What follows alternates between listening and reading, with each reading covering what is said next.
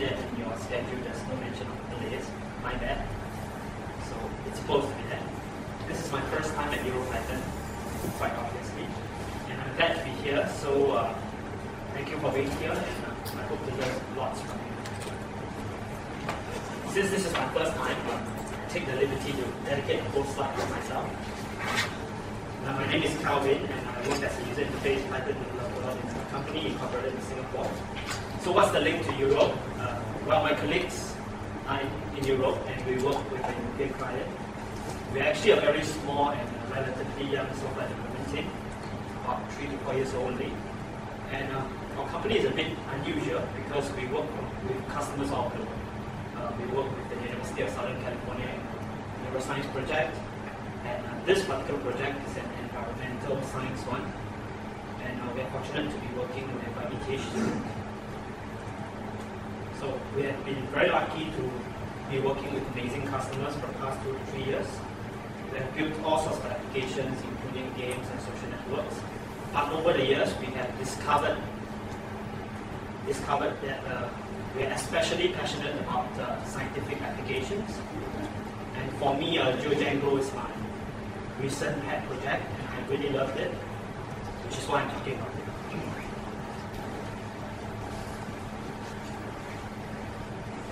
So, enough about me. This is what I'm going to talk about today. I will first set the context in which GIS GeoDjango is being applied, and I will just give you a quick overview of the technology stack that we are using. If you are really familiar with GeoDjango open layers, this should be nothing strange to you. In the part 3 of my talk, I will talk about some of the installation problems we had. Part 3 of the talk is a bit biased towards Mac, because I had to install GIS libraries on my MacBook. So for those who don't use a Mac, I'm sorry, you should use one. And on our server, we actually use Gentoo because my CTO is a Gentoo user. And I know it's crazy, nobody should be using Gentoo, but we use Gentoo for our server. And on the fourth part of my talk, of course, I'll go into a bit about GeoModel and the ORMs that we have used. A bit more description about the geospatial libraries that we depend on in order for GeoDjango to work.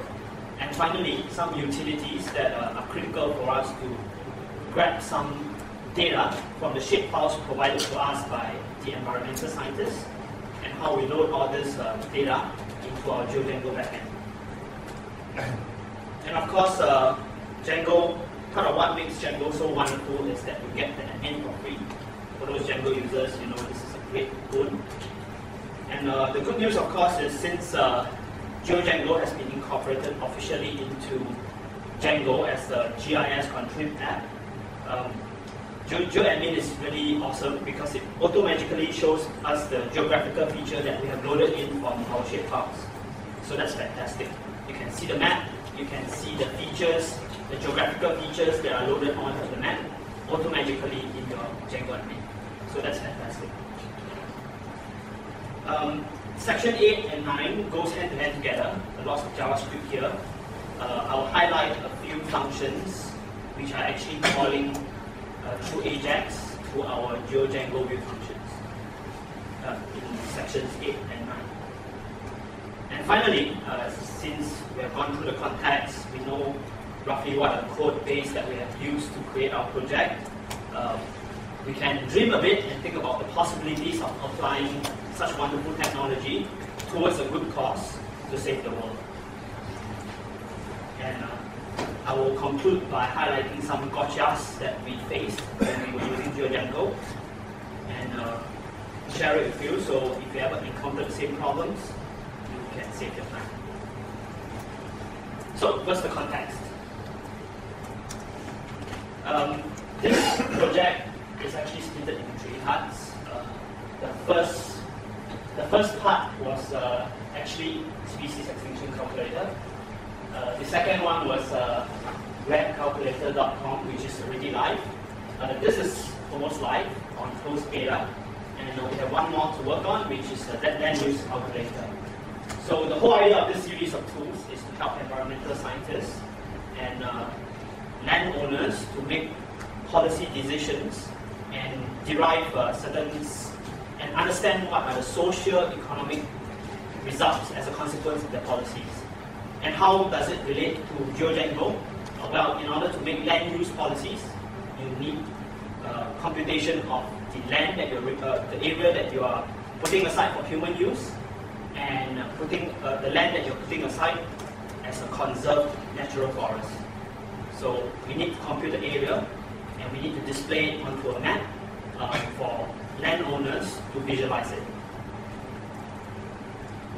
RED, for your information, actually stands for reducing emissions from deforestation and forest degradation in developing countries. The simple idea here is to assign a financial value to forests for the carbon which are stored in the forest, and offer incentives for developing nations to reduce their emissions from forested land and invest in low carbon path to sustainable development. So the whole idea is to give them assign certain monetary value and encourage them not to put aside those natural reserves for human use. It is a UN-funded project, the first one.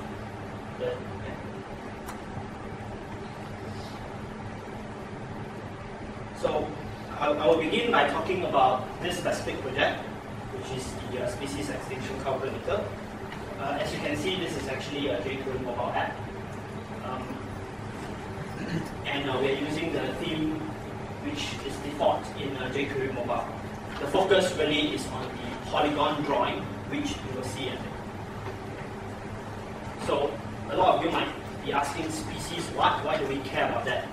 So these are the 4 major endangered species in the island of Borneo, which is the third largest island in Southeast Asia, where I come from. Singapore is a small little city-state, pretty near to Borneo. And the first one obviously is an orangutan. The second one is a clouded leopard, pygmy elephant, and Sumatran rhino.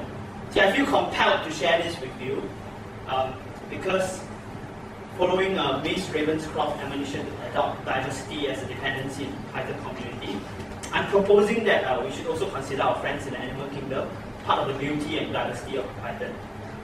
After all, Python's logo is pretty much represented by 2 very cute, one blue and one yellow snake. So, but on a serious note, this project really is about using Python code to help decision makers understand the consequence of their actions and help people make better decisions on land use and socio-economic trade-offs. So a bit of background before I jump into the Python code. All this is later on converted into a Python code. So this is where it begins. Species extinction calculation, the prediction of species extinction as forests are being removed is being predicted by this simple formula. You're familiar with it if you do some maths. That's the Arrhenius equation.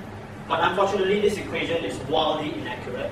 So people don't accept environmental scientists' prediction that this amount of species is going to disappear from the surface of Earth if we remove certain parts of the forest. So people don't believe that. So we need a more accurate model. So this is a graphical representation of the Arrhenius formula. This is outdated, wildly inaccurate. So modern conservation biologists and environmental scientists needed a more accurate prediction model. And looking at this landscape, they begin to realize that changes on the landscape, you can see pockets of forest. All these are being carved away for other users. They realize that land use change on the mainland often creates a landscape that kind of look like islands of forest in an ocean. So they derive another interesting formula which helps to improve the accuracy of the prediction. So this is the new formula. This is the formula that modern environmental scientists adopted as a working model. S new refers to the species after an area of interest has been modified by human activity. And as original obviously refers to the original number of species that actually exist in the original area. So Z is an arbitrary number which may vary species to species. However, there are 2 problems with this modern approach. It's not perfect. Okay, there are still problems with it. So number one, it assumes that the landscape matrix, right, all these parts that are being removed for human usage, are completely inhospitable to any species, which obviously is not true. Right? There are some other species like squirrels, etc., which adapt to urbanization of a landscape. Number two, it also assumes that species are not affected by age effects. Age effects meaning that, well, you are assuming that all the species will reside at the edge of the forest, which is also not necessarily true. So this also causes the second formula that I showed you to be not so accurate. Again, people are arguing that it's not so accurate, so it's not so good. So this is the most recent updated model, which is reflected in our calculator in Python code. And this improved model finally addresses most of the shortcomings and explains away all the inaccuracy and helps to predict extinction risks more accurately. This is actually published in the Scientist Journal and all that stuff. So as a result of that, you have a beautiful graph which takes into account taxon sensitivity to matrix. Taxon meaning a particular species, how it's sensitive to a particular type of habitat. Different kinds of vegetation, different kinds of species reside in it. So it takes into account all these inaccuracies, giving a better prediction. So finally we come to the GeoDjango part. This is a Borneo, which was what I was referring to early on. This is an example of an area of interest, the total landscape which we are interested in. So it is a very huge place. It is if you look up Wikipedia, you'll find that it's actually the third largest island in the world. The island is divided among 3 different countries, like Malaysia. Indonesia covers the bottom part, and there's a small little country right there, which is called right up there, which is called Brunei. Not that important, just to give you an overview of what's happening. What you see here is all the areas being computed as set aside for conservation. So all these areas here are geometric shapes that are dynamically generated by our code. We'll go through a bit on how all these little red shapes are being generated in a bit. They are all polygons, right? Polygons which you should be familiar with if you're doing overlays. If you're not, no worries, we'll go through them.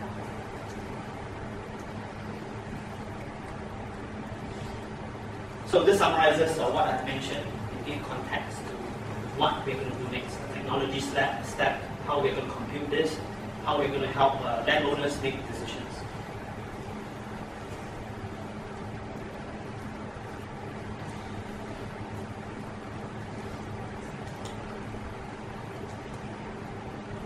Okay, there's always a socio-economic trade-off, so this is what policymakers are interested in.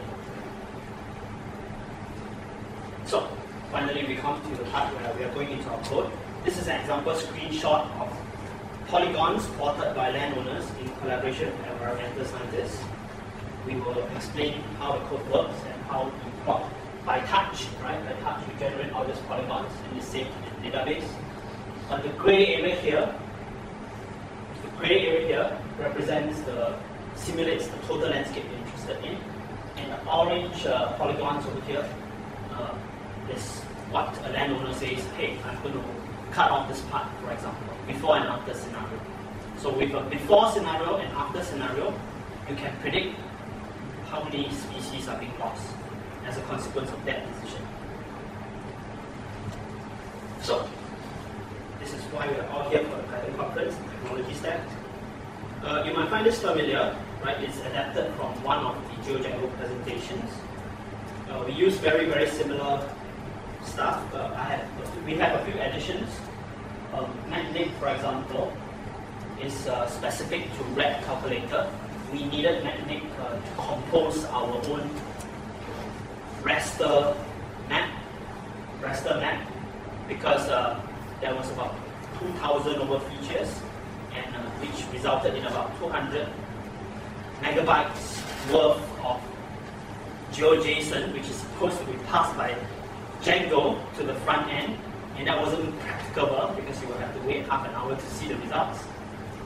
That was a huge amount of GeoJSON, so we simplified that by rasterizing our polygons, vector objects, into a raster before sending it to the front end. Right? This little optimization was actually quite difficult to do, but our CTO managed it, and the site looks pretty fast now. So installation. Okay, these are the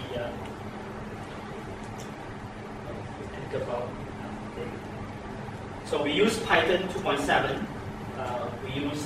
I use Matplots, right? It's not ideal for development, but it works great for me. Gentoo Linux on the server side. So we will talk about how certain libraries are installed for these two environments. And we use Django Chunk. By convention, for our projects, we always use Django Chunk. We extract the chunk into a project basis, per project basis. So whenever a customer wants to track the latest Django, we simply update the chunk. So this is a good way for us to do it. We don't bother with virtual env and all that stuff. This is what works for us, and so we stick to it. And of course, at the data store layer, we have a Postgres install and PostGIS install. Okay, this is what you do if you're a Mac user to get your existing Postgres database PostGIS ready. PostGIS is an extension on top of Postgres. So I'm assuming that you already know how to install Postgres. So if you know how to do that, it's as simple as specifying that, specifying your database name. So the problem is, what is this? So if you're using Matplots, your path should be something like that. Okay, very complicated. So don't worry if you're using Matplots and you want to find out what this is, because I'll be posting out my slides to the public. Get it later. So no worries. For Gentoo Linux on our server, right, the package already exists for Postgres PostGIS, but we have a magical way to do it. Step down to our CTO updated that, and here's a new overlay. So if you use Gentoo, who use Gentoo here by the way? Wow, cool! We actually have Gentoo users. That's amazing. Okay. Cool. This is the steps. Again, don't worry about the details. You can check it out online later. And to install, once you have got that out of the way, the details of installing PostGIS out of the way, whether you're using Mac or using Gentoo, it is as simple as specifying Django config GIS in your installed apps in your settings.py file. Very simple. Everybody knows how to do that in your Django.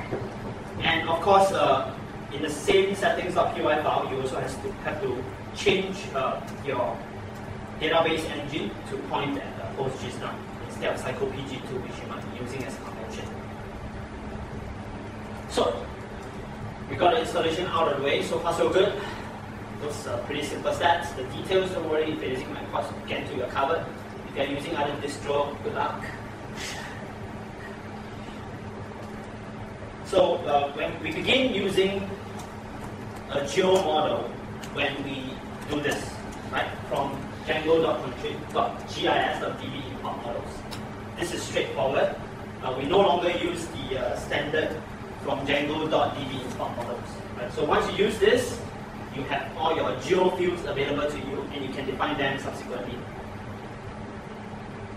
So once you've done that, simple. You can define this, right? Because in standard Django, this is not available. This is not available. So that's easy. And we specify the SRID as the default 4326 because most of our data uses that data. Sorry, I'm not going into the detail of geographic projections and data because some of the existing presentation, including a very good one by that guy sitting over there, already covered that. So I'm not covering the theory about geographic projections. You can look it up online. So I want to spend some time talking about this. Just a quick minute talking about this. Geography equals true.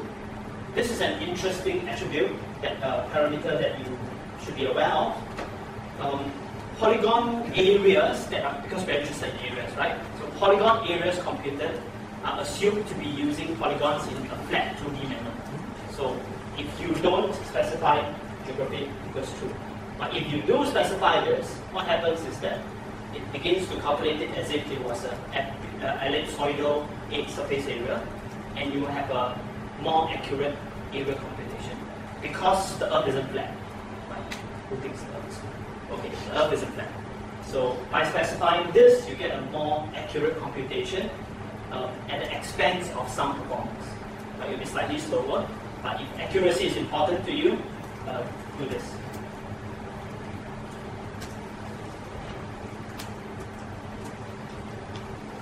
So what are the geometry fields available to us in Django? We're interested, the example I showed here is obviously using a multi-polygon field. And for our purpose, we use that a lot because we're dealing with area. We're not interested in routes or lines, so most of the stuff we do relates to that. But I'll cover very briefly what other kinds of fields that are available in case you use it for your own purposes. So you obviously have a point field, multi-point field, blah, blah, blah. Very well documented on GeoDjango documentation. Look it up for the details. Here's a simple coverage of what is stored inside each field. So if you have a point field, it's simply an X and Y. Multi-point field simply looks like that. And this is a line string field. Stop me if I'm going too fast because this is very well covered on documentation. I'm just going through it briefly. Multi-line string field looks like that. Simply 2 lines in this case. And it's a polygon field. This is what we are most interested in because we're interested in the area inside the polygon, right? Whether you want to preserve a certain forest area. That's what we're interested in. A multi-polygon field is usually used by us by default because it's able to store one single polygon or many polygons. So for convenience sake, we usually just use multi-polygon. So geometry collection field, if you have a very complicated geometry feature object where it comprises of different types of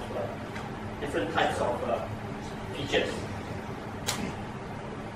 So I'll show you 2 practical examples. The code is mix in and mix out, but the whole idea is to give you a general concept. So here's one, right? This is the use case. We need to import a certain country data given a shapefile. So this is the code that we use. You can get most of these methods and classes directly from GIS. So gis.gdal blah blah. And you can create your shapefile object here, given the shapefile. Shapefiles are available everywhere. You can find shapefiles of borders of all the countries all over the world available online. You can find shapefile of a specific country online. They are freely available. So given a shapefile, you want to define the area you're interested in. For example, we want to define the perimeter of Kalimantan. So we take the shapefile for Kalimantan and we import it into our data store in this manner. So ds equals data source shapefile. We check that the shapefile has only one single layer. And before we run our script, we want to make sure that we have our own model to save the shapefile into. So this is the shapefile. We already have it as a data. Now, this is our own definition. Right? This is all the extra attributes that we need to do the computation for the scientists. This is generic on all geometry objects. So we are going to store the shapes specifically into this. So notice geom is what we're interested in. So here's what happened with the 2 previous slides. Now you have a feature ID. Feature refers to a specific shape, whether it's a line, whether it's polygon in our case, in your database. So you can do it like that. The gotcha here is to remember to do a transform using spatial reference, which is imported from GIS in the first slide. And then you can assign it directly in this manner. Okay. So this is if you are not using the layer mapping utility. If you have a very specific data that you want to bring into your model, and layer mapping, which is a generic tool that I will introduce to you later on, helps you propose a model very easily. But because this is a very custom model and we only want specific data from our shapefile, that is why we do it this way. So layer mapping is a very useful tool, you will see soon. So before I go into layer mapping, which is the, section 6, I'll talk a bit about the geospatial libraries. So these are the 5 interesting libraries that support GeoDjango. The first one is the only dependency for GeoDjango. If you don't use the second one, Geos, this is the only dependency. If you don't use GDAL, Crush4, Magnet, GeoIP, you should be fine. Crush4 is usually a dependency too because you need it for transforms. Okay, so this is what Geos do. It works with GIS app to give us geo models, which we have just covered. Right? You need that in order to specify your data store as a specify your specific field as a geometry. So these are some other details. OGC stands for Open Geospatial Consortium. So the code is written according to the specs. And to install it, it's as simple as if you use Npod, of course, sudo pod install geos. If you use Ubuntu, it's simply changing it to Attitude. There shouldn't be a problem. If you use Gentoo, of course, it's image. So GDAL, what does it do? It's an interesting library that reads and writes to a variety of vector file formats. So we need this if we are reading a shapefile and taking the geometry inside the shapefile to put into our data store. Okay, again, the install is straightforward like this. Sudo pod install GDAL, replace pod with Attitude. And this is what we need to convert between different projections and data. Different maps use different projections, different data, so you need this library. And to install it as it's like that on Mac, similar methods on other distros. So Mapnik, this is very interesting. Most of you should not need Mapnik, but if you need to compose your own map, you need to create your own map, Mapnik is your friend. So you can do your own map, you can color your own map to whatever styles you want, you can customize every single detail. So here's the gotcha. On MacPods, if you're a Mac user, take note, there's no such thing as Pi27 Mapnik yet. You have to create your own local pop file by copying Pi26 Mapnik. Okay. I'll probably upload this to MacPods. Maybe they will edit in and you can get Pi27 there. Haven't had time to do that yet. So once you have created your own local port file for Pi26, you can run this command now, and all should be good. So GeoIP is if you need to locate a specific user who uses your app, take his IP address and estimate where he is in a specific location. So it's an optional library. We don't even use it on our own. But here's the gotcha again. MacPods is a little bit outdated. Does not have Pi27 GeoIP yet. So again, you have to create your own local port file before you can run this one. If you would like to know the exact details of how you create your own local port file, you don't know how to do that, email me and I'll explain. So this is the utilities which I was talking about just now, layer mapping. In section 5, I talk about a very specific way of storing a geometry, specifically by assignment, into your model. Now, layer mapping utilities work in conjunction with the OGR inspect command in your command line to propose a model for you. If you don't have a model in mind, you don't know what's inside the shapefile, you will inspect the shapefile and say, hey shapefile, why don't you propose what model I should create in order to store your data? So this is how you run it. You give the direct path to your shapefile. You don't know what's inside it, so you inspect the shapefile, specify that you want the specific data, and give your yet to be written model a name. Right? Location in this case is your yet to be written model. So when you give it, it will generate orders for you, proposing that, hey, why don't you write in your models.py all the stuff. And you have to remember to include this, because later on when you run your layer mapping script, which I will show you later, it requires this to store everything from your shapefile directly into this script. So layer mapping is very, very useful if you don't need a customized model. You just want everything in the shapefile directly transported into your model. You don't know what to write, you ask the shapefile to give you a proposal. This is what it does. So now that it has given you a proposal, you can write in your models.py exactly this, exactly that. So then, once you have your models, we can write our import script. This is the import script. If you are familiar with Django, you can simply write it as a custom management command, put it inside a custom command file, and run the script. So everything here will be directly transported. The shapefile, all the data, will now be directly, all the geometries, all the polygons that are stored inside the shapefile will all be stored inside location now.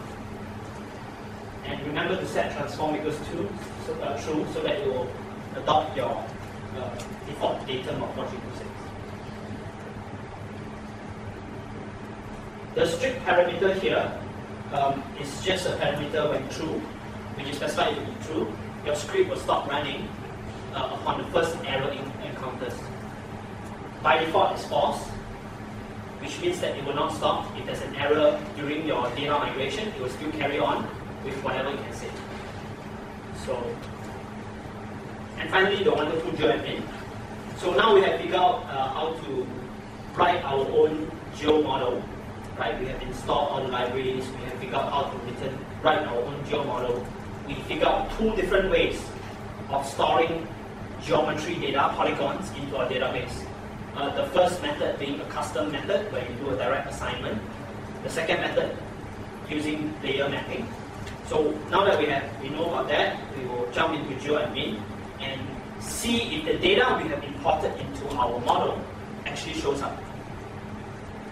So in our admin.py file in Django, you simply do this. So you import the admin as a GeoAdmin. That's just my personal preference. You can import it as admin as well. Just make sure it doesn't clash with standard admin. So register it this way, and voila, you should be able to, if you browse to your page, see something like this. So that's the magic of GeoAdmin. It allows you to, with a few simple lines, show the data you have imported. This is from a shapefile, the Kalimantan shapefile, imported into our database. Now if you flip back to your Django admin on that particular page where you have imported the data, there it is. You will be able to see the shape, this orange shape, with a lot of little points defining the borders, all showing up. So, now that we are talking about the GeoAdmin, and we talk about the shapefile which is being rendered, it is actually being rendered by OpenLayers. Right? By default, it uses OpenLayers, and it shows this shapefile here. So it's a good time now to talk about OpenLayers and jQuery Mobile. So OpenLayers actually has no backend dependency. You can use whatever backend language you want, in our case Python, to communicate with it. So in our slide, which shows the technology stack, that layer which shows data transfer, by default I use GeoJSON to have Python Django talk with OpenLayers. So that's how OpenLayers is talking with my backend. So I told you that I'll be mixing section 8 and 9 together because they're closely related. jQuery Mobile is a touch-optimized web framework for smartphones and tablets. By using jQuery Mobile, I'm able to enable touch and enable an end user who is using an iPhone, an iPad, or an Android phone to use his touch to create a polygon, plot the polygon that he says, hey, I'm going to preserve this area. So jQuery Mobile plus OpenLayers plus Django, match made in heaven. So here's the beginning of the code. Right, typical way to start a jQuery jQuery block of code.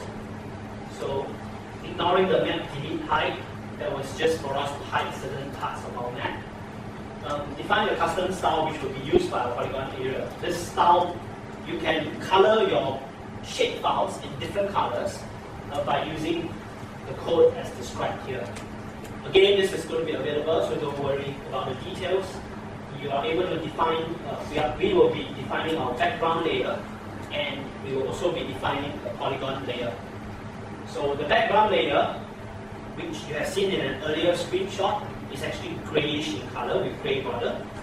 And then we have another layer where the polygons actually exist, the orange ones, which we say, oh, these are the areas we're going to conserve. So we have the total landscape you're interested in, and the specific areas that you want to conserve. So we define our layers like that.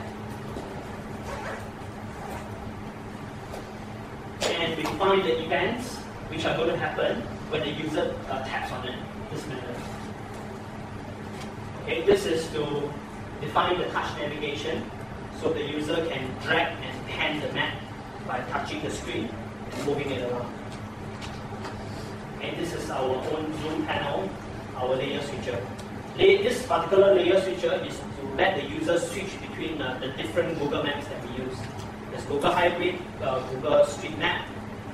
You will see in the actual screenshot. So we define our controls to draw the polygon, to select a specific polygon that we want to mess with, to edit the polygon, right? The user is able to tap on an orange polygon and adjust its vertices. So this is where we define all that. And then we assign it all to this toolbar object. So we define the map layers this way, and we give everything one shot into the map. So the div is the ID inside the HTML source, and these are all the controls that we have defined for the end user. It looks very complicated, but at the end of the day, you only see a few controls, pretty simple and straightforward. And these are the layers that will exist on our app. Right, the background layer, which if there's a total landscape area, is gray. This is orange. And these are 1, 2, 3, 4. These are the 4 options that the user can render as a map source beneath everything. So when you put a G-hybrid in front, by default, a G-hybrid will show up first. If you shift this in front, then by default, Google Physical will show up first. So here you can visualize what all my code has done. So if you tap on this area, it will turn into blue color, and you can adjust its vertices. The orange area, the areas which you're going to conserve, for example, will never exceed the bounds set by the gray ones. So in one area of our app, we let the user define, oh, this is the total area that we're interested in. That's the gray area. Then in the next screen, we let the user select, hey, this is the area I want to conserve. So that's all what all my code does. And you can look into that online if you want to check out the details. And of course, because we're using Google Map, we have to be careful with the projection conversion. So that's the map projection conversion that we state there. And this is the part that we draw in the background area.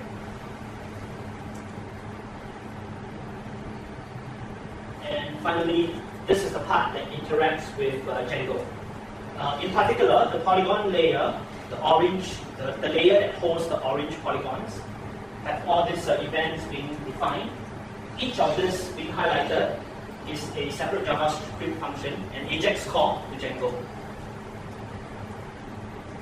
So every time the feature is modified, an AJAX call goes into the background and saves the new coordinate. So the polygon always gets updated whenever the user stretches it or changes its dimension. That's it. Pretty simple code. Yeah. So, yeah. Any questions so far? So, no worries, we can always clarify more later if you're not too confused by the code already. Possibilities. So one of the possibilities we are considering is offline maps for view usage. So we are dreaming of it because we have done the web part. We can optimize it further, of course. We can make it more efficient. We can use caching to cache our polygons so that the thing loads faster, great. But one of the interesting things we want to explore is offline maps.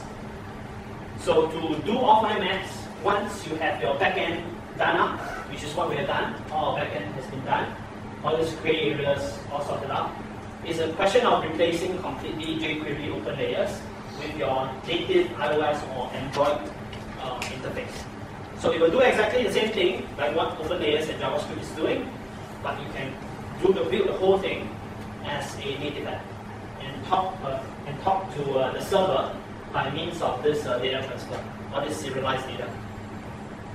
So one of the benefits of making our app offline, of course, is landowners who are in some remote region with no direct access to internet can still work offline, and when he or she goes to an area where there's internet access, he can send the stored polygons that he has already drawn up into the server, and the computation will still run.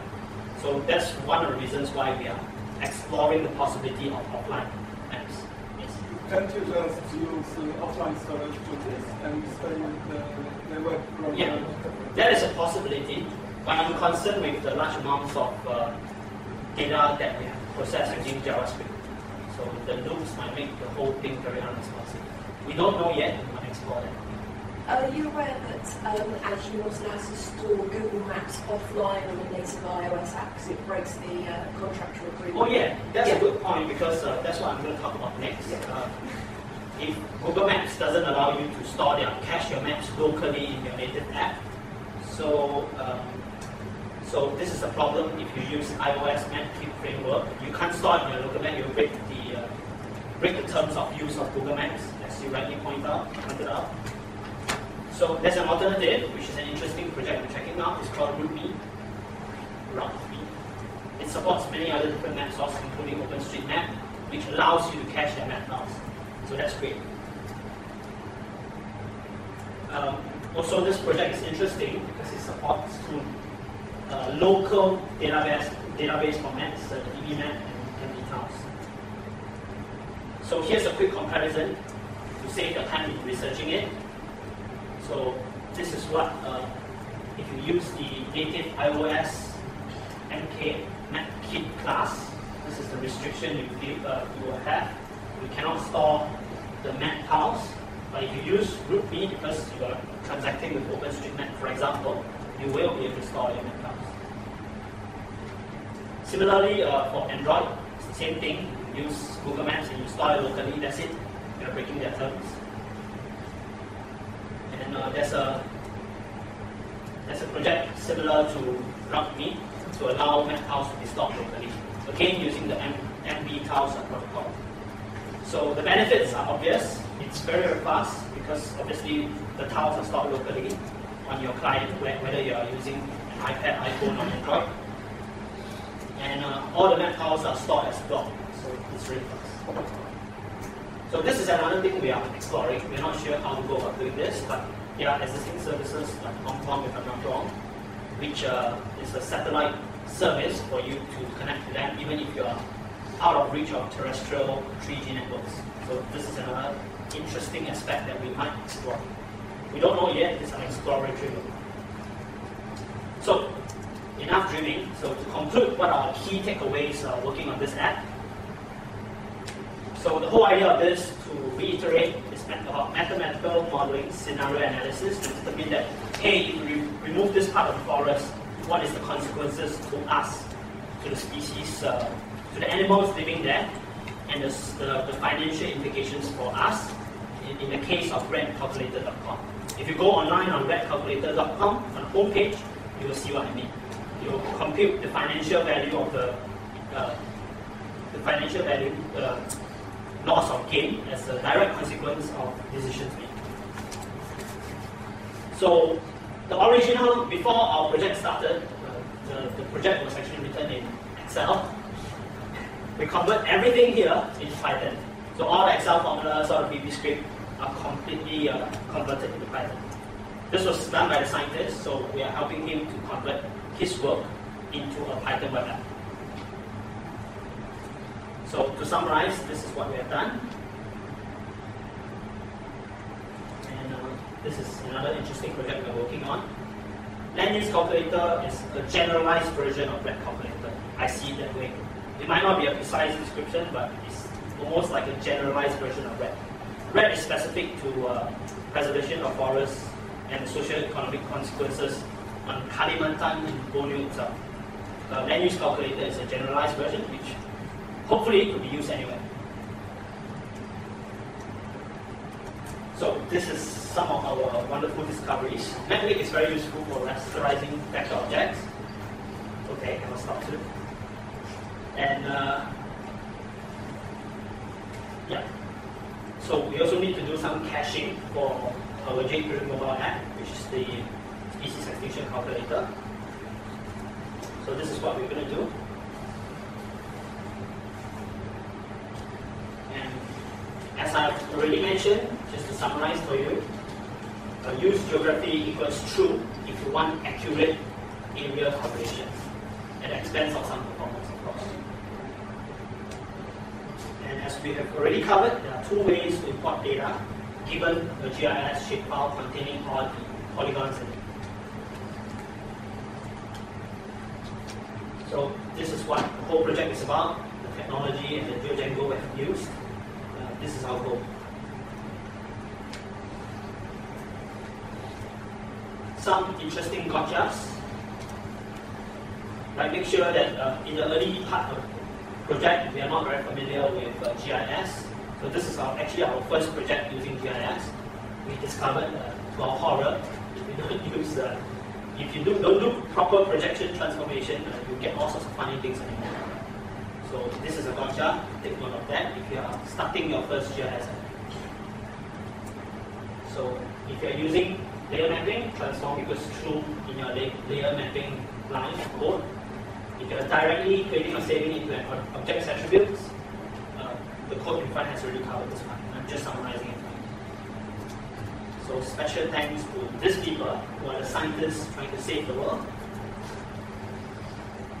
I think Matthew Hansen worked with Google too, for Google Maps. So these are the people we work with for our project.